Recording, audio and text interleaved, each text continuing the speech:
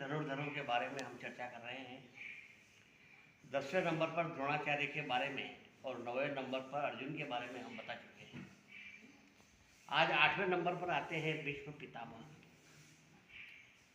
भीष्म पितामह शांतनु और गंगा के पुत्र थे। देव नदी गंगा से शांतनु को प्रेम हो गया, परंतु देव नदी गंगा ने महाराजा शांतनु के सामने शर्त रखी कि मैं तुम्हारी पत्नी बनकर के तभी तक आपके पास रहूंगी जब तक कि मैं मेरी स्वतंत्रता और अपनी मन मर्जी से जो भी चाहूँ वो करूँ, और आपने जिस दिन भी कोई मेरे प्रति टोका टोकी या आपत्ति करी तो मैं उस दिन आपको छोड़ के चली जाऊंगी। तो शांतनु और गंगा से जो भी पुत्र पैदा होता, संतान उत्पन्न होती, वो गंगा उसे लेकर के नदी में प्रवाहित कर देती। इस तरह से 6 संतानों को उसे नदी में प्रवाहित कर दिया। जब 7वीं संतान को प्रवाहित करने जा रही थी तब महाराजा शांतनु ने उसे टोक दिया, तो तुम ये क्या करती हो, जो संतान उत्पन्न होती है उसे नदी में क्यों बहा देती हो।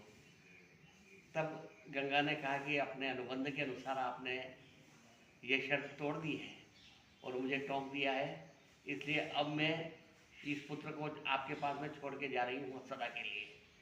तब शांतनु ने कहा कि नहीं, इस पुत्र को तुम ले जाओ, ये बड़ा हो जाए उसके बाद में उसे मुझे वापस कर देना।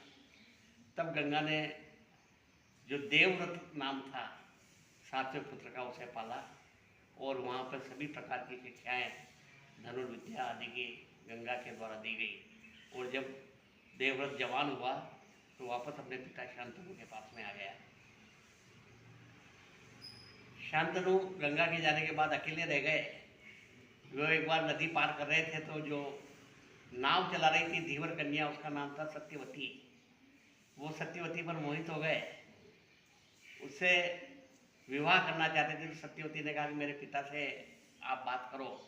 तो शांतनु सत्यवती के पिता के पास गए और उससे विवाह का प्रस्ताव रखा। तो उसके पिता ने ये शर्त रखी कि जो भी पुत्र उत्पन्न होगा वो हस्तिनापुर का राज्य का उत्तराधिकारी बनेगा।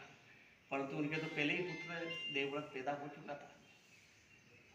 तब जब देवव्रत को ये मालूम पड़ी तब उसने अपने पिता की इच्छा पूरी करने के लिए उस सत्यवती के पिता के सामने ये प्रण किया कि मैं आजीवन अविवाहित रहूँगा और हस्तिनापुर के सिंहासन की रक्षा करूँगा। तो ये प्रतिज्ञा थी, वो भीष्म प्रतिज्ञा थी, इसलिए उसका नाम भीष्म पितामह पड़ा। भीष्म पितामह उनके गुरु थे भगवान परशुराम जी, महेंद्र पर्वत पर रहते थे।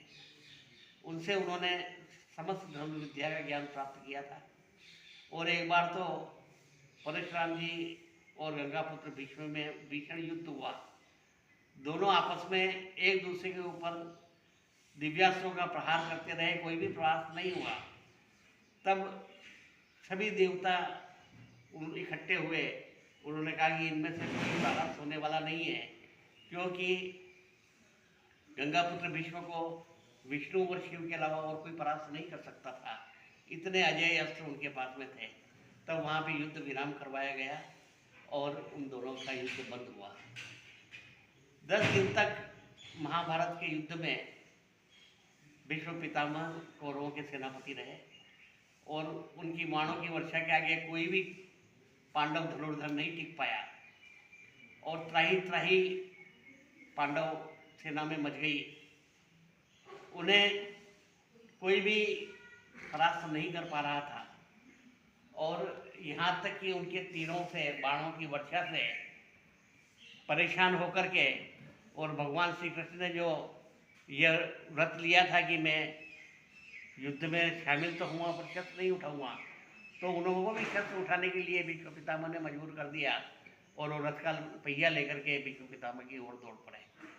और भीष्म पितामह को वैसे किसी भी हालत में मारा नहीं जा रहा था, परंतु शिखंडी की आड़ लेकर के अर्जुन ने उनके ऊपर वार किए और शिखंडी की आड़ लेकर के बचता रहा और उनका शरीर को पूरा तीरों से छलनी कर दिया। जब वो शरशैया पर लेटे हुए थे और उनका अंतिम समय था, तब सभी कौरव और पांडव उनके अंतिम दर्शन के लिए आए। उसमें द्रौपदी भी थी। तब द्रौपदी ने अंत में शिकायत करी कि जब मेरा चीरण होने वाला था, मेरी लाज लूटी जा रही थी, तब आप वहाँ पे चुप क्यों थे? तब विष्णु पितामह ने कहा कि मैंने हस्तिनापुर के सिंहासन की रक्षा का प्रण लिया था और उस समय मेरे शरीर के अंदर दुर्योधन का नमक था और मैं नमक हराम नहीं होना चाहता था, परंतु अब अर्जुन के बाणों से मेरा शरीर पूरा छलनी हो गया है, मेरा सब खून बाहर निकल गया है और खून के साथ में जो दुर्योधन का नमक था वो भी अब बाहर आ गया है और अब मैं सत्य के मार्ग पर आ गया हूँ। हे बेटी, तेरे साथ में जो हुआ वो गलत हुआ और उसके लिए मैं तुझसे क्षमा चाहता हूँ। इस प्रकार गंगापुत्र भीष्म एक श्रेष्ठ धनुर्धर थे और उनके सामने कोई भी धनुषधारी टिक नहीं पाया था। वे 8वें नंबर पे थे। 7वें नंबर पे उनसे बड़ा और धनुर्धर कौन हुआ, उसके बारे में हम कल चर्चा करेंगे।